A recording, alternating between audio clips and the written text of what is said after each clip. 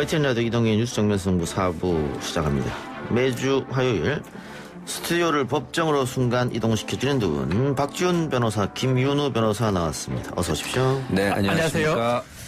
예, 방금 3부에서 군 기강 회의 문제를 다뤄봤는데 군인권센터 김영남 사무국장이 그랬습니다. 전익수 공군 대령의 비위 문제가 불거졌는데 박지훈 변호사도 군에서 군 검찰 하지 않았습니까? 법무실장 이렇게 맡으면서? 알죠, 예. 네. 글쎄요, 예. 지금 제보를 보면은 네. 공무지 이탈 180번, 수사활동비 부당수령, 자가격리 위반, 관형차 규정 위반 이런 건데. 일단은 군인권센터에서 지금 문제 제기를 하는 거니까 예. 제가 항변하고 변명해 줄 수는 없는 거고 예. 제가 또 파악한 바에 따르면 일본도 소명이 됐다고 그럽니다. 벌써 예. 감찰이나 이런 걸 해가지고 예. 좀 지켜봐야 될 부분 같습니다. 그래요. 군에 이런 일이 많이 있나요? 저는 안 그랬습니다. 예. 그 시간 지나서 이제 공소시효도 끝났는데 말씀하시죠. 아니요, 안 그런 거죠. 안 그랬습니까? 예. 예. 자, 오늘 주제 이야기해보죠. 이재명 지사 재판부터 이야기해봅시다. 항소심에서 당선 무효형 선고받은 이재명 경기도지사의 공직선거법 위반 사건. 벌써 결과가 나왔어야 되는데 계속해서 대법원에서 결과가 안 나오다가 전원 합의체로 넘긴다는 뉴스가 나왔습니다. 예.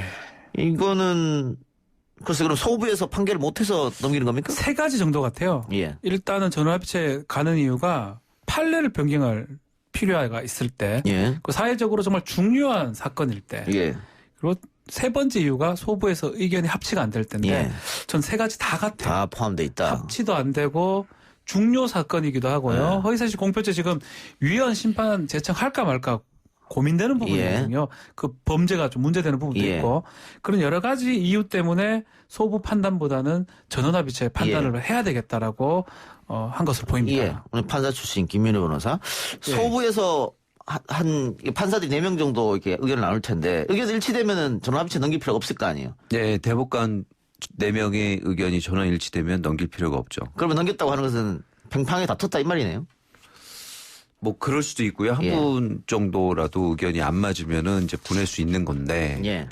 이제 요 해석이 지금 아까 말씀하신 대로 위헌법률 심판 제청도 돼 있고요. 그런데 이 사실 기존 판례에 비춰보면 공직선거법의 허위사실 공표죄 같은 경우에 방송 토론이면 연설이나 유인물 배포와 달리 오히려 허위사실 공표죄의 적용은 제한되어야 된다. 그러니까 유죄는 좀 좁게 보고 무혐의가 되는 경우를 넓게 봐라. 예. 라는 게 기존 판례였거든요. 예. 근데 이 건 같은 경우는 좀 기존 판례랑 좀 많이 달라요. 배치됐죠. 이심에서? 예. 예. 예. 그러니까 기존 판례 같은 경우는 A라는 말을 했는데 그 A란 말이 허위냐 아니냐 이것만 따졌다면 이 판결은 A, B를 다 말해야 되는데 A만 말하고 B는 말 안 했다. 그래서 결과적으로 A, B를 다 들었을 때랑 좀 인상이 달라졌다. 그러면 사실을 왜곡한 거니까 허위사실 공표는 한 가지다.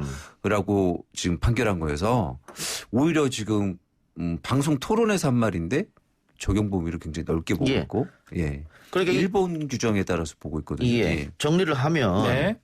지금 기소가 된 게 총 크게 3건입니다. 친형 강제 입원, 대장동 개발 업적 과장, 검은사칭 이 부분인데. 예. 신원 강제 입원은 직권남용죄 하나 있고요. 하나 더 있고 그거에 공직선거법상 허위사실 공표. 예. 그중에서 대장동 개발과 검사사칭 문제는 1, 2심이 다 무죄가 났기 문제가 안 때문에 되고요. 문제가 안 되고 예. 친형 강제 입원에서 직권남용 권리행사 방해도 1, 2심이 다 무죄가 나기 문제가 안 때문에 되고요. 문제가 안 되는데 네. 방금 김윤우 변호사가 얘기했던 공직선거법상 허위사실 공표, 친형 강제 입원. 그렇죠. 그러니까 당시 후보가 이름이 갑자기 생각이 안 나요. 김영환 후보. 네. 김영환 후보가 친형 강제 입원을 지시한 적이 있지요? 있냐요? 했으니까 예, 아닙니다. 그런 사실 없습니다. 예. 그 부분이 지금 예. 문제가 되는 겁니다. 예. 그거 없으니까 없다고 한 건데. 예, 그 부분이 문제가 되고 그걸 없다면 지금 우리 김윤희 변호사 얘기했던 것처럼 1심 판결에서는 그 전체적 취지상 보면 허위가 아니라고 했기 때문에 무죄가 된 건데 예. 말 하나하나 따져봤을 때 이 말을 했던 거는 이 말을 안 한 거고 추론해보면 허위라고 이렇게 예. 비약을 해가지고 결론을 낸 겁니다. 그래서 사실은 그 부분이 지금 허위사실 공표. 허위사실은 어떤 게 허위사실이냐? 공표는 또 어떤 것이냐? 이 부분을 위원 헌법재판소에서 판단해달라고 하고 이것도 해놨고 이거 자체가 사실 문제가 많이 돼요. 예. 그 지금 김윤희 변호사가 그 얘기를 지적을 했고 그러다 보니까 판단을 좀 못 내린 것 같습니다. 자, 그러면은 전원합의체 가면 어떻게 될 것인가? 전원합의체 가서 결론은 어떻게 나는 겁니까? 다수결입니까? 예, 다수결이죠. 예, 그래서 13분이죠. 13분 중에 7분이 천정을 7대6 되면 예, 하는 의견 쪽으로 가게 되지 않을까 생각을 다수 하고요. 소수 이렇게. 지금 상고 이유에 대해서도 지금 위헌법률 심판 제청을 했잖아요. 양형사유 같은 경우도 사실은 좀 뭐랄까 그 옛날에 뭐 끼니를 뭐 해결하기 어려워서 학교도 잘 못 가던 시절에 대부분 좀 학력들이나 이런 부분들이 좀 비밀이거든요. 그 어렵게 살았던 것들. 나이 많으신 분들 절대 그거 어디 가서 얘기 안 하고 부끄럽게 생각하시는 부분인데 그 얘기부터 해서 집안에 좀 이제 정신 건강에 문제가 있는 부분이 있고 뭐 이러면 이런 스토리를 다 얘기해야 되는데 그걸 감춘 게 잘못됐다. 이게 좀 약간 좀 뭐랄까 비인간적이랄까 좀 인간한테 기대하기 어려운 거를 요구하는 양형사유에 대해서 이게 부당하다고 다툴 수도 없다는 게 너무 잘못된 법 같다라는 것도 지금 위헌법률 심판 제청을 같이 들어가 있죠. 위헌 심판 제청은 어떻게 되는 겁니까? 그러면? 그것도 판단할 겁니다. 예. 그것도 이유 중에 하나일 거예요. 예. 전원합의체에서 공개 변론도 요청했거든요. 이재명 지사 측에서. 예. 저는 꽤 오래 시간이 소요될 것 같다는 생각이 좀 듭니다. 예. 위헌 법률 심판도 고민을 해봐야 되고 변론도 할 수도 있는 거고 거기에다가 주심도 새로 지정이 될 걸로 같은데 예. 주심 지정에 이 13명의 대법관의 의견을 다 취합도 하고 또 다시 회의도 하고 이러면 상당한 시간이 소요될 것 같은데 뭐 일단은 이재명 지사 입장에서는 올해 하반기까지는 결론은 안 날 것 같아요. 결과가 나오기 어려울 것이다. 예. 근데 대법원 입장도 이재명 지사가 지금 이낙연 의원에 이어서 네. 2위잖아요. 뭐 이 자타공인 예. 대권 후보예요. 뭐 지금 그 최근 한국갤럽에 나온 조사를 보면 2등이에요. 그 2위와 나머지는 굉장히 많이 근데 이런 차이나거든요. 상황이면 저는 굉장히 부담될 것 같은데. 아니 2년 다 할 것 같아요. 나머지 경기지사를 다 채우고 예컨대입니다. 이게 예컨대 예를 들어서 경기지사에서 대권 도전할 때 경선할 때 그때쯤 결과 나면 어떡합니까 이것도. 그것도 문제인 거예요. 예. 이래저래 지금 상황이 좀 아주 꼬여버렸다 이렇게 생각이 듭니다. 이 판결이 만일 유죄로 나면은 대권은 못 가는 거지 않습니까? 대권이 문제가 아닙니다. 예. 정책 세면 끝나는 거는 뭐 당연한 거고요. 예. 거기에다가 선거 비용 보존받았던 약 30억 원을 토해내야 되는 상황이거든요. 사회적으로도 상당히 좀 힘들어지고요. 그런 것까지 아마 대법원에서 볼 것 출마가 같아요. 금지되니까요. 네. 그러니까 출마 정기 금지되니까. 은퇴죠. 정기 예. 은퇴라고 봐야 되겠죠. 어쨌든 전원합의체 갔어요. 네. 갔는데 자 결과 예측해 봅시다. 고개 끄덕거리지 말고 예측해 보세요. 결과 예측해 봅시다. 이제 우리 방송에 아니, 저는- 참여하는 거 아닙니까? 아, 예. 아니 근데 저는 상식적으로 좀 이 판결이 잘 이해가 안 돼서. 그렇죠. 2심 판결이 네. 예. 아까도 말씀드렸지만 우리나라에는 허위사실 공표에 A라는 걸 말했을 때 A가 허위냐 아니냐만 따지지. 그것만 판단하면 되는데 왜곡이냐 아니냐. 그러니까 하나만 얘기하고 나머지 설명을 덧붙이지 않아서 그 말한 내용의 어떤 프레임이나 이미지가 다르게 느껴지는 걸 우리가 왜곡이라고 하잖아요. 그럼 왜곡이 있느냐 없느냐에 대해서는 조문에 안 들어가 있어요. 일단 없는 조문을 적용했다는 거. 그다음에 양형사유가 아까도 말씀드린 것처럼 너무 비인간적이라서 그걸 그대로 유지하는 것도 제가 봤을 때는 너무 이상하고 그래서 저는 물론 이제 또 그런 면이 있을 겁니다. 이렇게 그 이재명 지사를 좀 개인적으로 안 좋아하시는 분들은 이재명 지사 적을 잘 규정하고 그 적에 대한 어떤 조치를 좀 시원하게 하는 편이잖아요. 그걸 당하는 쪽 입장에서는 굉장히 싫어할 수 있는 그래서 좀 호불호가 갈리고 있지 않나 좀 그런 게 작용하고 있지 않나 그런 생각이 드는데 그 호불호 말고 법적으로만 판단해주세요. 법리적으로만 봤을 때는 2심 판결 좀 굉장히 무리하다고 봅니다. 사실은 제가 뭐 김윤호 변호사 판사를 오래 했고 저도 뭐 짧지만 뭐 군판사를 하면서 판결문 쓰다가 잘 써지거나 잘 읽히는 판결문이 있고요. 예. 퍽퍽 걸리는 판결문이 있습니다. 예. 1심 판결문이 무난했다면 2심 판결문이 조금 걸렸어요. 근데 그 걸린다는 거는 논리 비약이 있거나 그러니까 제가 아는 많은 법조인들, 변호사들은 발 안 읽힌다. 잘 납득이 안 된다. 그 부분이 이제 상고가 된 부분이기도 예. 하고요. 그래서 그 부분이 충분히 다툼의 여지가 있고 또 두 번째 설사 그게 유죄라 하더라도 300만 원을 많다는 거예요. 검찰 구형하고 비교해 보면 예. 100 언저리가 됐었어야 돼요. 90만 원 내지 뭐 120만 원 그 정도가 아니 100 300만 원 된 그 양형도 뭐 우리 말했듯이 양형은 판단 사유는 아니지만 예. 대법원에서 할 수도 있는 거죠. 납치 간다면.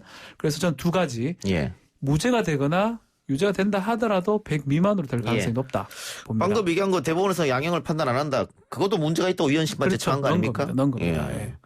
그럼 만약에 위헌 심판이 받아들여지면 어떻게 되는 겁니까? 그러면 도지사도 도지사고 혹여나 엄청 오래 걸립니다. 아, 더 결과 나올 서버립니다. 때까지. 아, 위헌 예. 제청이 돼버리면 재판이 멈춰버립니다. 아. 그러면 헌법재판소 갔다가 갔다가, 예. 다시 와야 돼요. 예, 예. 그러면 뭐 대통령 선거까지 다 기다려야 됩니다. 그러니까 그러니까 말이 안 되는 상황이 받아들여지면 헌법재판소 가서 헌법재판소에서 위헌이다 아니다 판단을 기다렸다가 네. 거기서 어떤 결과 나오면 다시 이쪽으로 와서 상당히 복잡해지는. 그래서는 안 되겠죠. 그래서는 안 되겠죠. 알겠습니다. 좀 지켜봅시다. 예. 이재용 삼성전자 부회장 등의 기소 여부를 판단할 검찰 수사심의위원회.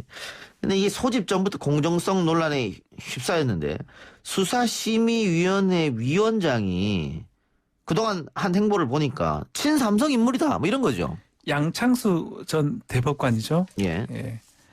삼성에 관련된 뭐 특히 또 본인은 또 최지성 미 전 실장이죠. 미래전략 전 하고 실장 동창. 친구라고 아주 친한 예. 친구다. 그리고 처남이 삼성병원 병원장인가 뭐 있고. 예, 있고. 예. 그리고 그동안 재판한 거 보면 네.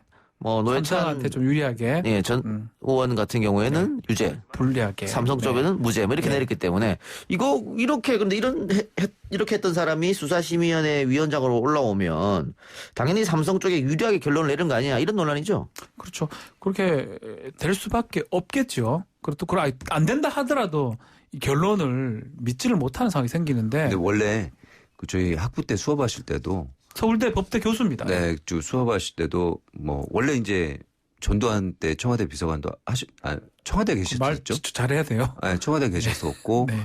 그거 마치고 서울대 교수로 오셨잖아요. 민법 그런 교수죠. 것도 이제 수업 시간에 말씀을 스스로 하셨는데 그 뭐 저희가 사채업자들이 돈 빌려주고 대물 변제를 받을 때 뭐 굉장히 폭리를 취한다고 해서 만든 법, 가등기 담보법이나 주택임대차 보호법이나 그다음에 김영삼 전 대통령 때 대표적인 개혁 조치였던 이제 부동산 실명제 네. 굉장히 부정적이셨어요. 아 직접 배우셨어요? 네, 수업 시간에 뭐 그런 법 설명하면서 굉장히 싫어하셨거든요. 서울대에서? 네. 예. 원래 그래서 이번 양심과 사죄 그리고 기업 지배권에 쓴 게 요거 저도 읽어보면서 옛날 명의신탁 관련해서 부동산 실명제 도입했을 때 설명하셨던 게 갑자기 떠오르더라고요. 아니 국가나 이런 다른 사람들한테 자기 재산을 공개하기 싫어서 부동산 명의신탁하는 게 수천 년 전부터 있어왔던 건데 왜 그거를 실명제를 해야 되느냐. 이런 제도는 예. 나는 별로다. 뭐 이런 그러니까 예. 양 위원장이 뭐 전환 사채 판결 무죄 뭐 이런 것도 사실은 칼럼을 썼어요. 예, 칼럼을. 가장 네. 중요한 건 칼럼입니다. 그렇죠. 칼럼에서 이재용 부회장은 죄가 없다고 칼럼을 썼는데 이런 사람이 어떻게 이재용 부회장의 수사위원회 위원장을 맡느냐. 그래서 결국은 안 만든다면서요? 본인이 안 한다고 얘기를 했고요. 예. 아마 변경이 될 것으로 지금 보입니다. 예. 근데 뭐 저는 이제 그 시청이나 뭐 정부 기관의 위원회 들어가 보면 일단은 그 간사가 그 윗분들의 뜻을 좀 가지고 들어오지 않습니까, 사실. 그리고 이 위원장이 회피를 하면서 회피 사유를 얘기하다 보면 위원들이 저 정도 저렇게 관련이 있고 그러면 우리가 좀 그 관련 있는 쪽에 좀 유리하게 해줘야 되는 거 아니야. 오히려 그런 쪽으로 형성되는 경우도 제가 왕왕 봤거든요. 위원회에서. 그러니까 오히려 그 본인이 아예 안 들어가시고 끝나는 게 아니라 가가지고 자기가 왜 회피하는지를 설명한다는 거는 오히려 그쪽으로 좀 유리하게 예. 움직이는 그런 계기로 작용하는 경우가 많더라고요. 한 말씀 좀 드리고 싶은 게 근데 그 양창수 대법관 같은 경우는 이제 밝혀진 거기 때문에 이렇지만 과연 위원장이나 뭐 위원이든 어떤 사회에서 유력한 사람 중에 삼성하고 관련이 없는 사람이 있을까 싶은 생각이 저는 또 들더라고요. 150명 중에 15명을 무작위로 추천한다 이렇게 되어 있습니다. 직간접적으로 예. 관련성을 저는 우리가 추적하거나 알아낼 수는 없지만 있지 않을까 이런 의심을 좀 지우기가 어렵습니다. 어쨌든 논란이 불거지고 양창수 위원장은 심의하지 않겠다고 했는데 위원장직은 유지하고 이 건만 빠지겠다 이 말이죠. 요것만 빠지겠다는 예. 거죠. 알겠습니다. 어쨌든 조금 더 그 문제도 지켜보기로 하고 한명숙 전 총리의 불법 정치자금 사건 재판 당시 검찰이 증인들에게 허위 사실을 증언하도록 종용했다, 강요했다, 회의했다, 협박했다 이런 건데 한만호 회고록에 그 부분이 나오고 지금 당시 증언했던 증언자 3명 중에 2명이 한만호 씨 회고록하고 똑같은 이야기를 지금 하고 그렇죠. 있는 예. 그런 상태입니다. 그래서 진정서도 들어왔고 법무부가 감찰해라 지시도 했고 그런데 서울중앙지검이 감찰하지 말고 인권감독관이 조사해라. 이렇게 해서 좀 논란이 되고 있습니다. 좀 말이 안 되는 게 채널A 검언 요청하고 좀 똑같은 시스템이거든요. 예. 이 사실은 모해 위증 교사는 10년입니다. 공소시효가. 예. 그 범죄만 따져도 내년 2월까지 공소시효가 살아 있어요. 예. 수사가 가능할 수 있고요. 수사를 안 하더라도 내부에 중요한 사람이 연관됐던 거라면 감찰로 지금 가야 되는데 감찰하라는 거를 바꿔가지고 인권국에 배당을 했는데 예. 인권감독관은 뭐냐 하면 수사하는 과정에서 경찰이나 검찰이나 특히 경찰이죠. 경찰이 인권 침해를 했을 때 그것을 보는 거예요. 이거는 뭐 강제 처분권도 없을 뿐더러 이 사실은 조금 맞지 않는 배당이 아닌가 저는 그렇게 봅니다. 예. 그러니까 지금 감찰이 안 된다 이런 입장인데 그렇죠. 중앙지검 이야기는 감찰의 최종 권한은 검찰총장에게 있다. 그래서 검찰총장이 감찰을 하지 않고 지금 중앙지검에 인권감독관에 맡긴 거다 이런 입장인데 지금 감찰부 입장은 만일 그렇다면은 검찰총장이나 예. 측근이 비리를 저지르면 감찰도 못하는 거 아니냐? 못하는 거죠. 뭐 이런 지금 논리지 그런 않습니까? 구조잖아요. 그러면 한동수 대검 감찰부장이 SNS 글을 올면서 이게 이제 그 정면을 부딪히는 그런 모양새인데 네. 한동수 감찰부장은 또 판사 출신이잖아요. 한동수가 다르기 때문에 이게 가능한 어허. 거예요. 검사 출신 아닙니다. 원래 예 그렇죠. 이른바 윤석열 사단이 아닌 거거든요. 영 다른 데서 판사하다가 변호사하다가 채용된 거고 어쩌면 검찰 개혁의 일환으로서 채용된 사람이기 때문에 이런 얘기도 할 수 있는 것이죠. 외부 공모를 해서 이렇게 뽑은 것 자체가 감찰의 투명성, 그렇죠. 공정성을 올리라고 해가지고 외부 공모를 해서 기껏 뽑아놨는데 이렇게 투명성과 공정성이 요구되는 사건마다 감찰을 못하게 감찰 못하게 인권까지 배당을 하면 이거는 이렇게 임명한 외부 공모해서 임명한 취지를 몰각하는 거죠. 그렇죠. 차라리 그냥 검찰 쪽에 임명을 해가지고 검찰총장 뜻에 맞게 감찰한다면 뭐 사실은 예. 아무런 의미가 없는 것이죠. 이게 채널A 사건 같은 경우에도 지금 기자하고 통화한 그 검찰총장의 최측근 네. 한동훈 검사장 한동훈. 네. 지금 맞다고 나왔죠 지금. 네, 나왔습니다. 네. 그럼 사건 초기에 검찰이 충분히 이거 밝힐 수 있었는데 네. 네. 시간을 주면서 채널A 기자는 전화기 다 목록을 버리고요. 다 지워버리고 네. 노트북 다 문자 메시지도 지워버리고 그래서 이 이멸할 시간을 줬고 또 검찰이 이거 한동훈 부장한테 직접 물어보면 되잖아요 검사장한테. 그렇죠. 근데 그런 것도 취하지 않고 감찰은 받지 않겠다. 그렇게 되면 이 수사 결과는 뻔한 게 아니냐 결국은. 그렇죠. 그러면 비판이 나올 수밖에 없을 것 같은데요. 배당에서 의도를 다 드러낸 거죠. 예. 표창장 같은 거는 그 난리를 그렇게 쳐놓고 이렇게 네. 중요한 거는 하지도 않고. 네. 결론을 어떻게 내라고 암시를 다 준 거라고 그렇죠. 보겠죠. 배당에서 이미. 네. 예. 그래도 결론을 좀 지켜봅시다. 볼 것도 없어요. 예. 뭐 다 끝난 거죠. 예. 하지 근데 않으려고 하는 증거 거예요. 없앴고 근데 그렇게 되면 강제사건 없는 사람한테 배당했고. 이 두 사건이 사회적으로 논란이 됐는데 결국은 검찰의 잘못이 있는 게 아니야 이런 의혹이잖아요. 그렇죠. 그런데 살펴보니까 아무런 문제가 없더라라고 결론이 나버리면 검찰에 대한 신뢰는 상당히 떨어질 수밖에 없어요. 누가 믿겠습니까? 이런 상황에서. 근데 그거 신경 쓰는 조직은 아닙니다. 음. 사회적 신뢰에 신경 썼으면 표창장 그렇게 난리를 쳐놓고. 알겠습니다. 민식이법으로 인해 스쿨존에 대한 사회적 경각심이 높아진 가운데 스쿨존에서 또 안타까운 사고가 발생했어요. 교통사고 차량이 초등학교 앞 스쿨존 인도로 돌진해 6살 아이가 숨졌는데 이 사건 개요를 좀 설명해 주시죠. 예, 어제 오후 3시 반쯤인데요. 부산 재송동의 반산초등학교 앞에 어린이 보호구역, 스쿨존이라고 하죠. 거기서 중앙선을 넘어서 좌회전하던 SUV가 있었는데요.